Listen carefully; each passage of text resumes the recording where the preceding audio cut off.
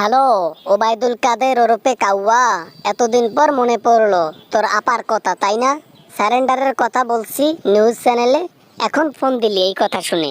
সত্যি বলতে আপা, আমি স্যারেন্ডারের কথা শুনেই ফোন দিলাম। কি খবর? কি ভুলভাল নিউজ ছড়াচ্ছেন? আপনি কি আদৌ কি যাবেন বাংলাদেশে? আপনার কি মনে একটুও ভয় নাই আপা? রাখ তোর ভয়। ভয় করলে কি আর জয় করা যাবে? ভয়কে জয় করতে হবে। ভয়ের ভয়ের কোনো কিছু নাই। তুইও আমার সঙ্গে যাবি, আমরা সবাই আত্মসমর্পণ করব।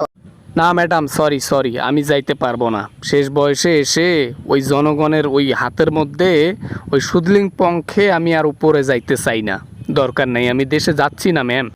দেখো ওবায়দুল কাদের, তুমি কিন্তু এই যে একটু বেশি বাড়াবাড়ি করতেছো। তুমি আমার কথা না শুনলে কিন্তু তোমাকে কখনো আর পদ দেব না। তোমার জায়গায় অন্য কাউকে পদে বসাই দেব, বুঝছো? নিজের পদেরই এখনও ঠিক নাই, আবার বলতেছে আমাকে পদ নেবে না। আপনি যদি যান, আপনার যাওয়ার জায়গা থাকবে না। প্রশাসন কি মনে করছেন আপনাকে প্রোটেক্ট করবে? জনগণের হাতে তুলে দেবে। আর জনগণ তো জানেন কেমন, শকুনের মতো বসে আসে। জনগণ কেমনে বসে থাকে থাকুক, তা নিয়ে আমার কোনো মাথা ব্যথা নাই।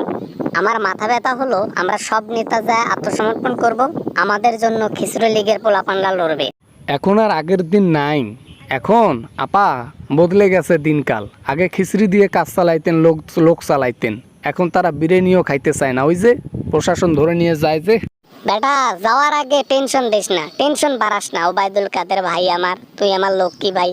জীবনে অনেক কথা শুনছি আমি তোমার, তুমি আমার কথা শুনছো, আজ এইটা শোনো।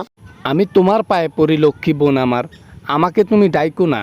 তোমার যদি মনের মধ্যে যদি থাকে যে তুমি যাবা, গিয়ে দেশ শাসন করবা, পদবি নেবা, তাহলে তুমি যাও, আমাকে ডেকো না। আমি একলা গিয়ে কি আঙ্গুল চুষবো? বেটা, সারা জীবন তোকে সঙ্গে নিয়ে আমি কাজ করছি। সবাই যাইতে রাজি, শামীম ওসমান, আমরা সবাই যাব, ব্যারিস্টার সুমন, সবাই যাব। কিন্তু তুই? আমি আবার কি? আমারটা বাদ দেন, আমার বয়স হয়েছে না, এখন হাঁটতেই পারি না। অন্য জায়গায় থেকে অন্য জায়গায় গেলে লাঠি ব্যবহার করতে হয়। আমি ওখানে গিয়ে কি করব? আমার কাজ নেই ওখানে। দিব্যি টাকা চুরি করতি, উন্নয়নের নামে, সেতুর নামে চুরি করতি, আর তোকে আমি কিচ্ছু বলি নাই। উল্টো সুযোগ করে দিয়েছিলাম, এই জন্য আজকের এই দিনটা দেখার জন্য এটা করেছিলাম। এখন কি বলেন? আপনি তো নিজেই বলেন যে স্বার্থপরতার রাজনীতি। নিজের পদ আগলে রাখার জন্য নিজের লোককেও ছাড় দিতে নেই। আমি সেটাই করতেছি আপনার সাথে। তুমি আমার লগে এগুলা করলা ওবায়দুল কাদের। আমি কষ্ট পাইলাম। ছেলের মতো করে লালন পালন করে তোমাকে আমি সুন্দর করে পদ দিতাম।